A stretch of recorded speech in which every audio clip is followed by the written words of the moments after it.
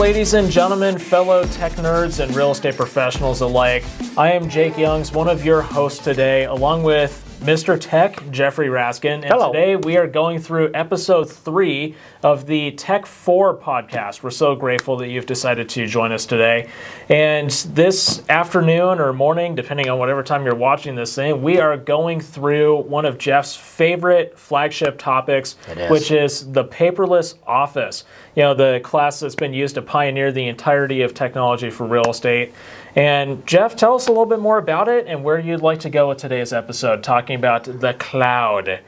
So, you know, when I first got into business in the real estate industry back in 2000, about, 25 years ago, I realized the way we did real estate just totally sucked. Now, you weren't even born yet, by the way, not to bring that up to our audience, Yes. but, you know, it really was horrible. We were driving around getting wet cigs on counter offers and Benzers and things like that. And it was very, very cumbersome, I have to tell you. Okay, I know it's hard for you to imagine, but it was... Oh, I can imagine. Yeah. I, too, have dealt with clients in Sun City. Well, there we go. There we go. Average age of 115, which, by the way, Yes. I love them to death. And you know they're just dying to get out of there, right? Da-da-da.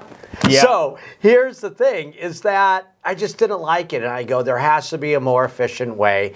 And I looked around. I looked at the different, tech gurus, the coaches out there, and I just couldn't find anything. So I go, you know what? I'm going to develop it myself. So what I did is I go, there has to be a way to just make our real estate careers, real estate life easier.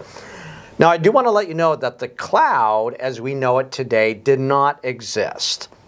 So we had to think about other ways of these devices that basically we have a supercomputer in our hand. Of course, that did not work. So this is a rolling, basically, model of updates as they came out throughout the years of how the cloud kept on improving to where we are today. And it's going to keep on improving, of course. Yeah.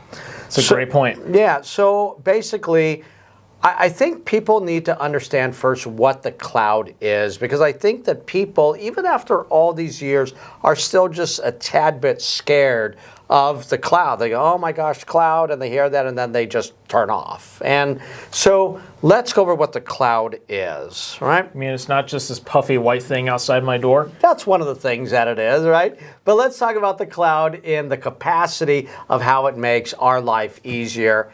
Also can be scarier as well, but how I believe that it makes our life easier. So first thing is, you have to remember the actual cloud is everywhere, because there are servers all over the world that hold this information that can be accessed from anywhere. And There's a lot of those coming into Phoenix now, too. and them as well.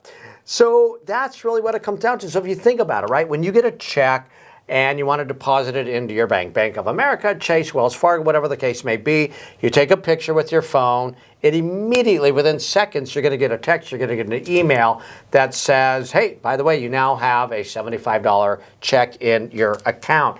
That's called the bank cloud.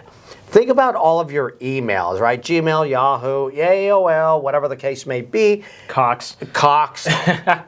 Don't even go over that. Last 5 agents who have called me up that goes, I'm having a problem with my Cox emails. And I'm like, you mean Cox/Yahoo? Yeah. Don't even get me started on that cloud right there. But what happens is that all of your emails go into a server called the cloud, where now it can be accessed from any device, any platform, all that other good stuff. I want to talk about storage clouds. Now, storage clouds, most of you out there have heard of Dropbox. Most of you out there have heard of Google Drive. We got OneDrive. We got the iCloud. Multiple different versions from different companies out there. So that kind of poses an interesting question, Jeff. It seems like all of these different companies out there want a slice of the same cake. You know, everybody's trying to get business from everybody. How do I decide which cloud storage system is the best for me and which one is the best one for me to spend my hard-earned real estate commissions on? Or compensation, rather. Compensation, yeah, don't use the word commissions anymore. Shh. So, yeah, it's a great question because people ask me that all the time. Like, which one should I use? I've known Dropbox for the last 20 years. How about if I just use Dropbox, right? And so, there's no perfect answer on that one, right? There's pros and cons to each of them.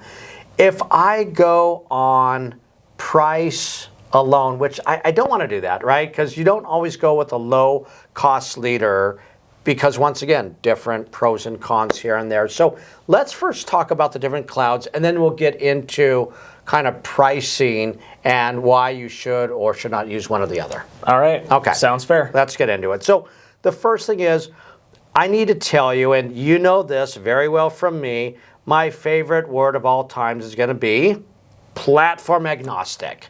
And you go, well, Jeff, what does platform agnostic mean? So that means I don't care what device you have. I don't care whether you have a Mac, a PC, whether they have an iPad, Kindle Galaxy, an iPhone, or an Android phone. Did I kind of cover all of them? Is that? What about Linux? And the outlier. Yeah, if you use Linux, everybody go to a different podcast right now. Yeah. No, okay, we still want you in here. If you use Linux, you already know what you're doing. yeah. If you're using, yeah, exactly, right? So basically, in here, you know, platform agnostic. Once again, it doesn't matter what device you have. A lot of people, they think, oh, well, I have an iPhone, so therefore I have to use a Mac or an iPad. Now, I know you say yes, we want all Mac. Absolutely, obviously. Now, me, of course, I do have my PC, that old-fashioned tool here. He's got his PC, his piece of crap. That's I'm kidding, guys. I'm kidding. Right, which is fine from a Kool-Aid drinking Mac user, so I get that, right?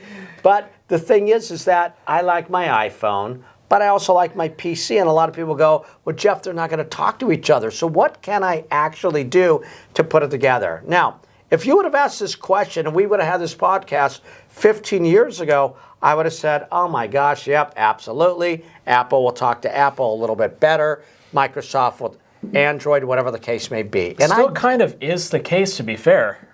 I mean, yes, it has changed, but Apple devices do a good job of talking with each other, and Android and Windows do a good job of talking to each other.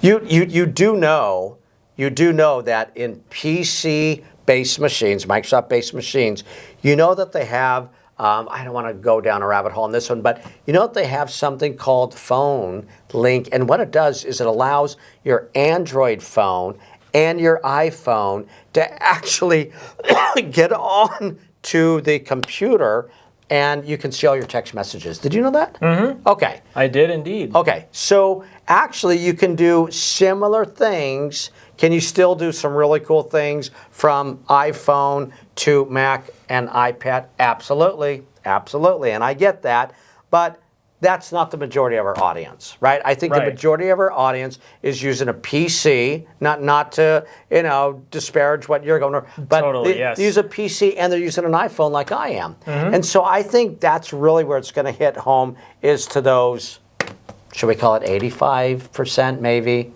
I don't know. I'd say like 70. Is it 70? Maybe 75. Fair. So there we go. So for the 25% out there who are like, well, I have an iPhone, I have a Mac, got it, God bless, totally fine. But if you're in my shoes, the PC and the iPhone, let's talk about how to do this. Okay? Okay. So is that fair? Yes. Okay, good. So so let's talk about the major companies out there. So once again, we're going to be talking about Dropbox briefly. We're going to be talking about Google Drive. Let me go back. Google Drive, owned by Google, that only makes sense. Dropbox, owned by its own company, Dropbox. And then we have another company called OneDrive, parent company being Microsoft. And then, of course, we have the iCloud, that's obviously owned by Apple.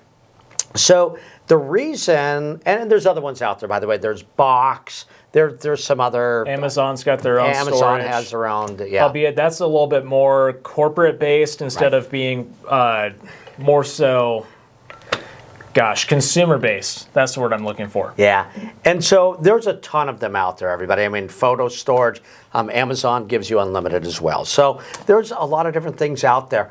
The only reason why I really talk about the first three, Dropbox, OneDrive, and Google Drive, because when you go into Transaction Desk, which most of you use, or some of you use Zip Form as well, if you say, hey, bring up a document that came from the cloud, those are the ones that it brings up. It brings up Dropbox, it brings up OneDrive, it brings up Google Drive, and to be fair to Box, it also brings up Box as well. It doesn't bring up those other ones. Now, does that mean that you can't bring it in from those other clouds?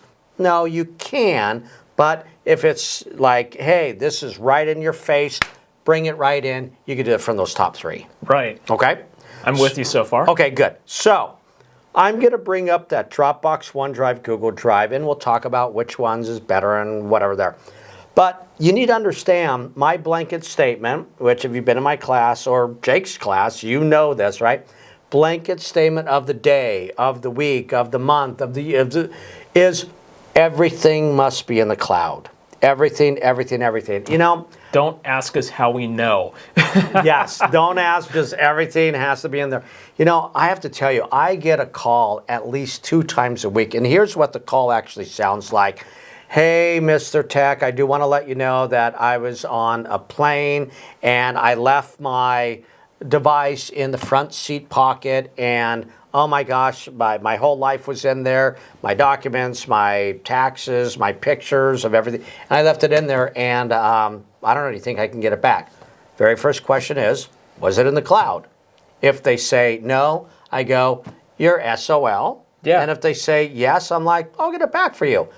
Either people will start crying, and trust me, I've heard a lot of people cry, very unfortunately, but that's what happens all the time. And I'm talking about, I've heard everything now.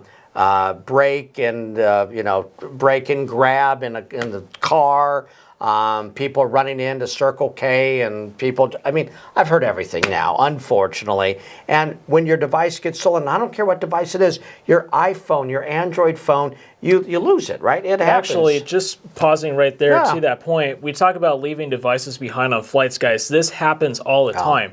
When I was coming back from Houston just a couple weeks ago, I was walking around the airport taking pictures of planes as I do, and within the span of an hour, I must have heard call-outs for 3 different laptops that got left behind either on the plane or at the gate. Either one of those. 3 within an hour. So, guys, it is happening, just so you know. Anyways, continue on. 100%. So, realize if you lose, lost, stolen, fire, flood your phone, here are your choices, everybody. If it's in the cloud, you're going to get all your pictures back, all your family, of everything that you've done for the last 15 years. If it's not in the cloud, guess what? You're screwed. That's pretty much it. Yeah. I mean, there's a reason why when you go to the Apple store to go get a new iPhone, they always ask you before they even give you the new phone, is your data backed up on your old phone? That's the biggest concern. And so that's what it comes down to. So get it in the cloud. And you're like, well, Jeff, I don't even know whether it's in the cloud or not. Got it, right? That's why you're going to speak with one of us, come to our class, give us a call, make sure that it actually is in the cloud. So, well, here, just pausing there for a second, there's 2 things that you can do that are really beautiful. You can back up all of your data on your phone and on your computer into the cloud. Mostly with the computer, you need to be concerned about files and things. Software, you can re-download most any of that anytime. It's not a big deal. So you can download things like Google Drive, OneDrive, Dropbox to most any computer, Mac or PC, and just do an automatic backup of everything. Say, hey, I want you to back up my documents, my photos, my music, my movies that I have on my computer, and it will back all that stuff for you automatically. Now, I know Windows has something similar to this. I'm not quite sure what it's called, but Mac also has this thing called the Time Machine. So you can hook up a hard drive over Wi-Fi, or you can hook one up over USB-C and do automatic hourly backups to that hard drive. So those are 2 ways that you can go about doing that if you want like an exact snapshot of your computer. Like if you get a brand new one, you just plug the hard drive in and you keep on going from there. So there's a lot of different ways that you can go about doing this. Shameless placement plug for Apple, by the way. Just want to, yeah, I know. That was not the goal there, but... OneDrive automatically comes with all PCs, and they give you 5 gig, and regardless of where you place it, it's going to go in, it's going to back it up. Okay, Right. so even if you don't know that it's running in the background, it probably is. So let's talk about this again. Regardless, on a serious note, whether it be an Apple product or a PC product or an Android for that matter, right? Get it in the cloud. We've already established that point. So now that we understand that, I'm really big on what's called the systematic filing system. Not going to get too much into it, but basically where, just like our home office, we have a systematized way of putting in documents and folders that we can find them on the fly from any device. That's kind of what it comes down to. Absolutely. So what we're doing here is whatever you put into your computer is going to be instantly able to be found on, once again, my iPhone. So the thing that I like about it, once again, I'm going to go back to that great word, platform agnostically. I don't care what kind of operating system it is. I don't care what kind of device it is. I don't care whatever it is, it's going to sync everything automatically. And in the next podcast, just to tease you a little bit, right, we're going to talk about how you can also sync your calendar in the cloud, your contact in the cloud, and of course your emails would be in the cloud. Once again, platform agnostically, any device, it doesn't even matter. I actually use the native app that came with my iPhone. I use the iCal, I use the iContact, and when I put it in my PC in old school Outlook, right, which is like 50 years old, it immediately goes up into the cloud and then comes down here. So that's a teaser for the next podcast. I think we're going to be doing that. So once again, put everything into the cloud, OneDrive, Dropbox, Google Drive, if you want to do iCloud, and then it's going to sync platform agnostically. By the way, I think I told you this, I'm still getting over my cold that is non-contagious. Don't worry too much about that. If I keel over and die tomorrow, guys, you know who did it. Don't say anything. So everything is going to sync there, and that's kind of what it comes down to. So, out of all of these platforms that are available, Jeff, the big question that I'm sure everybody is going to base their purchases off of, what is your personal favorite cloud storage platform? Because I know you at least have Google Drive and OneDrive. You have an iPhone, so you have the iCloud. Which one do you like the most? Yeah. So, it depends which business I'm running. Okay. Now, I'm going to say most people don't have 2 to 3, 4 businesses. And I'm not going to recommend that you use multiple clouds because it gets kind of confusing what you're doing out there. So let's forget that I have multiple clouds, right? Okay. If I had to pick one today and be like, I'm going to stick with this one, let me first tell you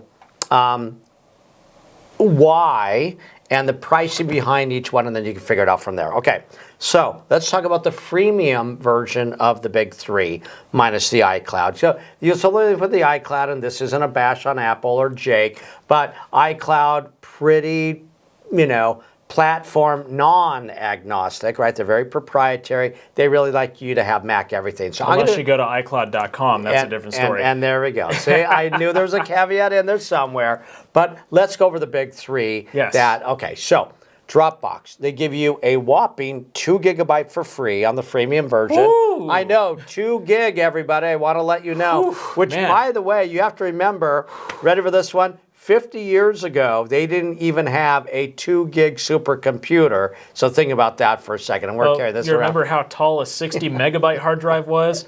I saw a picture how literally they're bringing this ginormous box, putting it into this ginormous card to move it. And it was like 60 meg. And I'm like, are you serious? We have? Yeah. Yeah, I think it's the But funniest now we've thing. got 2 terabyte SD cards.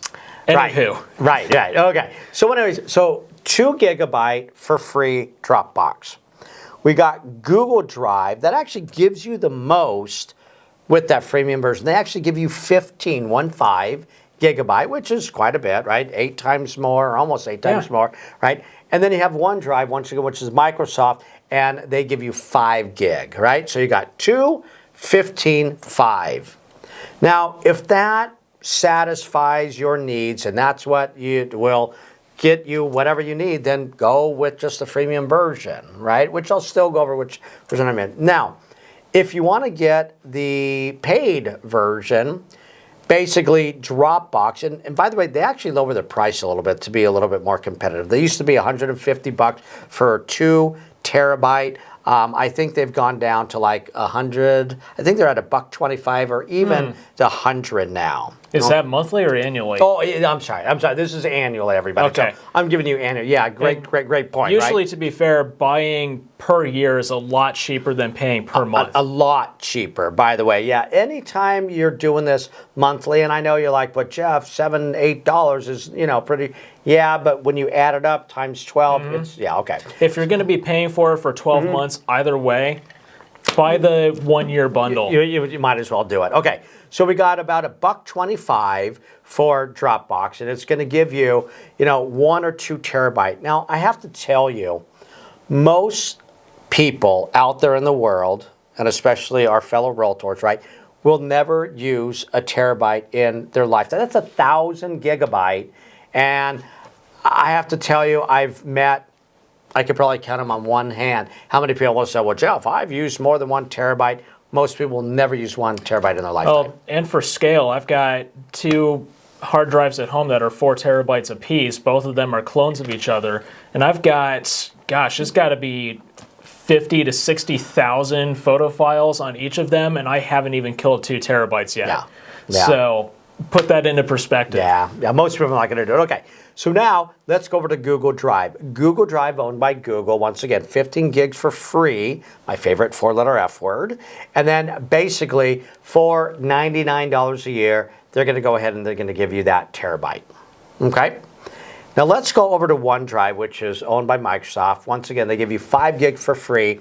And then what they're going to do is, for the most bang for your buck, for $69 on the personal plan. You get the family plan, which gives up to 5 different family members, or it doesn't have to be family member, $99. But let's take the $69 one. It's a very oddly specific number. Anyways. We won't even go, this is a G-rated show, by the way. I just want to remind you. Wait, PG, maybe a little bit of R, but a whole different story there. So, 69 plus tax. So it's actually 72 or something like that. Yeah. You get the bonus, got it. You got the bonus out of that. Okay. So, now that we understand that, 69 plus tax, then what it does, so it's the cheapest out of all the clouds. It works on any device, right? iPhone, doesn't matter. But I will say, and I know this is going to sound like a shameless plug for Microsoft, and it really isn't, although you did get me with a couple of shameless plugs for Apple. But yeah. No, honestly, I don't care, but honestly, the biggest bang for your buck is going to be $69 through the Microsoft OneDrive. But remember, you also, with that $69, you also get the Microsoft Office suite. So in other words, that means Word, Excel, PowerPoint, Outlook, Publisher, and then they have a couple of other ones, and one that I just told you about. It is called it's the one where you can make movies. Video editing system. Yeah, but I forgot what it's called. It's not Movavi. No, it's see, I can't remember, but you can make videos, everybody. So that is fairly new, I think, and I should know it because it's on my toolbar. I know, of course, as... Let me see, try and Google. Clipchamp, that's what it is, Clipchamp. That is absolutely right. I couldn't remember that because I haven't really used it yet, but it's on there. So anyways, they give you their 5 or 6 products, I'm going to call it, in the Office suite, in that $69. So in other words... Which is a smoking deal. It is a smoking deal. So what is the cherry on top of the cake? Is it the Office suite, or is it the cheapest out of all the clouds, the OneDrive, which you get the same amount? So for me, bang for buck, hands down, right? Saving $30 is going to be the OneDrive from Microsoft, and then you get the Office suite. So to me, that's the biggest no-brainer of no-brainers. So I've explained what I thought was the best cloud for those reasons. How about you, Mr. Tech Jr.? Yeah, Mr. Apple Tech Jr. Mr. Apple Tech Jr. So I think the answers I'm going to give are going to be kind of a shocker to you, Jeff. I'm actually going to throw out 2 favorites, not one favorite. That's right. So, of course, number 1, I have to say, in second place is Apple's iCloud, because, obviously Apple, I do a lot of Apple stuff. But here's Obviously. the major kicker for me. I don't subscribe to just iCloud. What I have is the whole Apple Plus subscription. So I get the Apple Music, the TV, the arcade, the 200 gigabytes of iCloud storage, and I get all that for 6 people for $22 a month, grand total, which for 6 people, all things considered, is not a terrible deal. Wait, hold on. Am I one of those 6 people? That can be arranged. It's really not a bad deal, especially compared to the fact that if it was just me paying for myself, I'd be paying about $15 a month. So if you want to buy it for your family, it's a great option. Right. So that option, I don't have it just for the storage, of course. I'm using it for mostly for the music, actually. That's my big thing. But I also use it for the games, which are great, especially for long flights and things. The arcade is a huge benefit. So to that point as well, I love what Jeff said about the Office being one of the benefits for Microsoft. But if you have an Apple device, you don't have to pay for the Office because Apple just gives you all these Office apps anyways. And regardless of that, I actually don't use Apple Office. I don't use Microsoft Office. I actually use LibreOffice is usually my preferred choice. I love going for the Open Office option because I don't have to pay to use LibreOffice. I don't have a subscription for it. Yes, it looks like Microsoft Office from 1998, but still, it's a really, really good option to go for. You know what? Let me stop you. That's actually kind of... I actually know Libre. I just haven't heard that in, probably 10, 15 years. Yeah, when was the last time you heard it, right? It's been a long time.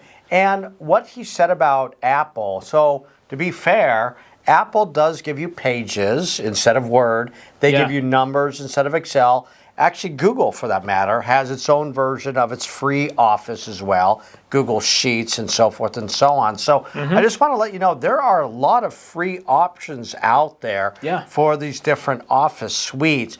I guess, and I know you're telling me about that, because I do want to hear more about that, because I didn't know about the Apple Plus. Wait, what do you call it again?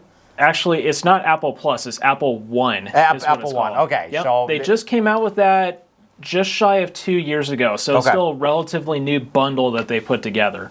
Okay, so, and then my last input there is just want to let you know not to go back to the Office suite through Microsoft, but I do want to let you know you can use Office, Word, Excel, that other one, with Macs as well. So it does work on Mac, so Apple. So, okay, so Apple One, which I did not know about, $22 a month, $15 for an individual, $22 for a family, which you're right, for another $6, $7. It's you can pay for 5 extra people. It's a smoking deal.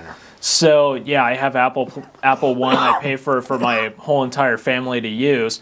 That's really where the major benefit is. The thing that I really like about the Apple iCloud, bouncing between all these different Apple devices, is I can store stuff in the iCloud. Like if I'm working with the Finder on my Mac, I can go to the Files app on my iPad or my iPhone, and it's automatically there. I don't have to worry about syncing it. I can open up whatever's on my Mac, whatever's on my device. Actually, real quick before I bring up my personal favorite option, that also brings up a really interesting, very specific thing that we haven't really talked about, clouds that are built into web browsers. So here's the thing, with most web browsers like Google Chrome or Safari, don't know about Microsoft Edge, that's kind of edgy, using Safari and Google Chrome, and I think Brave can do this as well, is I can open up tabs on my other devices, come back to my iPad or my iPhone. It's not just a Mac thing. I can come to any of my devices and see what tabs are open on my other devices and pick up right where I left off. So there's another cloud system built in there as well. which is pretty cool. And I do want to clarify just one other thing before we continue with clouds. And this, I think, is super important, right? So I'm really, really big on desktop-based version clouds compared to web-based version clouds. So I just want to remind you, GoogleDrive.com, OneDrive.com, Dropbox.com. That's called the web-based version, right? You need internet connectivity. And then you got the desktop-based version, which you have to download to your PC or your Mac. And then once you do that, then once again, I call it the desktop-based version. I do want to let you know there's a lot of things you can do with the desktop-based version that you can't do with the web-based version. And my number one thing is the dragging and dropping. It makes me crazy that with the web-based version, you can usually drag and drop in, but you can't drag and drop out. And for me, I can actually go from Dropbox to OneDrive to Google Drive instantly with the desktop-based version by literally picking up whatever, or Control-A or Command-A on a Mac and select all, and literally just drag and drop it in, and you can't do that with the web-based version. So I do want to clarify that. 100%. So for me personally, my personal favorite option for the cloud, I have to hand that title off to Google Drive. That's my personal favorite option by a long shot. I love using OneDrive, but Google Drive, before I was an Apple person, I was a huge Windows and Android fanatic. So the Google I didn't know that about you. Well, now you do. Actually, there was a time where I couldn't stand Apple devices, but then I started using them and realized that they were actually awesome to use. Wow. So, yes. Wow. That's a story for another day. I've got to tell you how that all came about. But I've been using the Google ecosystem basically for the last 15 years. So the Google ecosystem is just in my blood. The thing that I love about Google Drive is, number one, like Jeff said, it's super easy to get files into. If I download it onto my desktop, it's super easy to get files out of. It's supported by every computer and every device you can possibly find on the face of the earth. And it has the Office suite built into it. So if I need to go do some work on something on my web browser or on my iPad or anywhere, I can edit documents, spreadsheets, whatever, directly on my devices, and it's all automatically right there in my Drive. Which, yes, you can also set it up to do that with OneDrive on your computer or any other Office suite with a cloud service downloaded on your computer. But for simplicity and ease of use, I've got to hand it to Google Drive. Now, don't take my word for this, but one service that I will probably never use again, that crown has to go for Dropbox. Because, guys, Dropbox, I don't know, maybe Jeff, you might have a different opinion. No, by the way, I just want to, really quick, I stopped using them about 2 years ago. Okay. All right. So I will say Dropbox, I've got to give it to them. They were kind of what I would say is the pioneers of the cloud service system. But man, their whole service has just gotten so slow and degraded over the last couple of years. Maybe their servers are getting full. I don't know. But it really, when I see Google giving away 15 gigabytes for free and Dropbox is trying to scrap and save at 2 gigabytes, plus their website just doesn't run very fast, that tells me a lot about them. One other thing about Google that I absolutely love with the Google Drive storage is Google Photos. So you can download Google Photos on your iPhone or your Android and back up all of your photos into Google Photos, and it takes up basically no space in there whatsoever. You can pretty much fit unlimited photos within that 15 gigabytes space in your Google Drive. You'll be backing up photos for years, and you can get access to it directly in your web browser as well, just like you can with Apple's iCloud. Also, Google Keep, Google Calendar, all those different things I use. So anyways, did you have something you wanted to add to that as well? No, my mind has been blown. Okay. Well, the biggest thing is that I didn't know that you were a PC, Android, Google type of guy before, and then suddenly something changed. Yeah. So actually, it's kind of funny. I transitioned from PC to Mac, and then I went back to PC for probably about 2 or 3 years, and then I transitioned back to Mac. And to be fair, I do run Parallels on my Mac, so I do have Windows and Mac on my computer, just because I have one piece of proprietary software for Windows that doesn't want to migrate to Mac, so Parallels is the closest I can get. But one other thing I want to talk about with cloud storage is like specific types of cloud storage real quick that nobody really thinks about. We talk about when we're doing our YouTube for Realtors course, we talk about YouTube being a free storage platform. We just talked about Google Photos being a free storage platform. But one of the major problems that I have with those platforms, especially YouTube, is if you upload a video to YouTube, your video quality gets grenaded. I mean, they've got over 18,000 years worth of content on that platform at this point, so they have to figure out some way to save space in there. So for me personally, I do a lot of professional videos and photos, mostly photos. But for me, I would say if you're serious about wanting to preserve the quality of your photos, like if you're shooting photos with a mirrorless camera or a DSLR, spend the $70 a year and get a Flickr Pro subscription. That right there is the best $70 a year that I could ever spend to back up my photos, because it doesn't grenade the quality of them. It saves the original quality. And if you want to do something professional with video without grenading the quality of your videos, do something with Vimeo. Vimeo is a great platform for that. Again, you have to pay for it, but you don't have to worry about your stuff getting grenaded as far as the quality goes. And you know, let me just chime in on that one. It's not only about just generating the actual quality of it. They are so strict on their policies, and you break their policy, you are out. And it happened to me, and I wasn't doing anything bad. It had nothing to do with crazy thing like uploading porn or anything like that. I mean, this is what do you do in your spare time? Yeah, I know. Remember, G-rated but this is a basic thing where I was doing a class, and I had background music during a break. And whatever it was, Billy Joel, Elton John, and literally I uploaded the video. That he was streaming off of YouTube, by the way. Yes, exactly. Which, that's another thing I still can't understand, why you get free unlimited songs, but I get busted, and they literally took down my whole account because of a song in the background, and people are, things I don't understand in this world. One of these days, please explain it to me, because I'm not understanding it. Oh, I can't quite fully understand it either. But anyways, that's my thoughts and opinions on the storage. Do you have anything else that you want to bring in on the cloud and where it currently stands? Use it. Use it. Make sure you use the cloud. It is not scary, everybody. I understand 15 years ago, oh my gosh, what is the cloud? Nowadays, it is an absolute must. I will actually bring up one other thing. Well, Jeff, what about the security of the cloud? What about what happens if I do have private things? Do you have a good password and two-factor authentication? If you do, you're probably going to be fine. And I want to remind you that, not to go back to OneDrive, but OneDrive, and I think actually, to be fair, Dropbox has it as well. In OneDrive, they call it the Vault.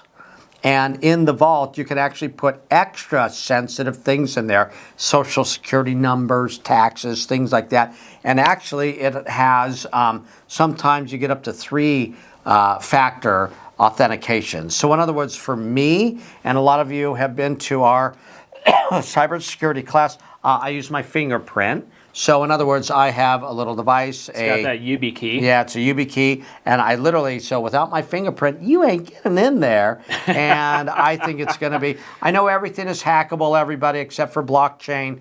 The chance of you getting into my vault is going to be, I'm going to call it slim to none. And I know, because I was trying to get into some of his accounts the other day, and I couldn't do it without a stinking YubiKey. Gosh darn it. One other thing I will say about storing photos and images and things like that, especially these days, we've got the wildfire burning in LA right now, guys.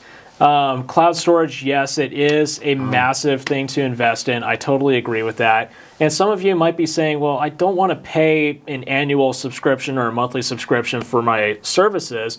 What I would suggest for you is invest that same amount of money that you had spent for 1 or 2 years of cloud storage and get some really good external hard drives for your computer. And what I might suggest with that is you can actually get external hard drives, so you have to put in a passcode on the hard drive before it'll even connect to the computer. I would invest in one of those if you're worried about secure files, but at the very least for your photos and images, pull them off of your phone, off of your camera, put them on a hard drive at your house, but also put them on a hard drive that you store at your mom's house, your sister's house, or something like that. So if your house burns down, floods, something goes catastrophically wrong, you've got another backup of those sitting elsewhere that hopefully have gone untouched. The only thing that I'm going to add to that is if you do an external backup on thumb drive, jump drive, whatever you want to call it, make sure that you religiously do it. There's too many Yes. people out there. They buy these ginormous external drives, whatever you want to call it, and the problem is that they forget to put it in the computer, and then when they don't do that, guess what? Not going to do you any good. So the newest backup you've got is from 6 months to a year Correct. ago. What Correct. good is that Yeah. going to do you Yeah. when you need the files from 5 minutes ago? And once again, if there's a fire, God forbid, guess what? I don't care how many of these things you have, it's going up in flames on top of that. So Yeah. So with that, guys, that is what we have for you for episode 3 of the Tech 4 podcast. Thank you for joining us. We look forward to having you in the next episode again here very soon. Take care and have a great rest of your day, ladies and gentlemen. bye.